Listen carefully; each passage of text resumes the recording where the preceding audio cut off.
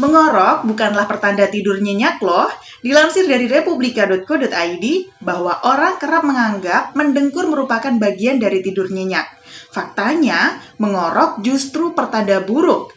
Jika tidak diobati, obstructive sleep apnea akan berdampak serius bagi kesehatan dalam jangka pendek dan jangka panjang, seperti penyakit jantung, diabetes tipe 2, stroke, dan tekanan darah tinggi.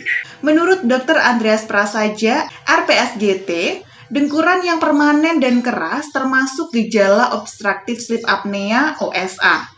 Kurangnya kualitas tidur akan menurunkan produktivitas karena kinerja otak dioptimalkan pada saat tidur. OSA juga ditandai dengan rasa tersedak atau napas tersengal saat tidur, kelelahan berlebihan, dan konsentrasi yang buruk di siang hari. Mereka yang tidurnya tidak berkualitas dalam waktu panjang harus berkonsultasi dengan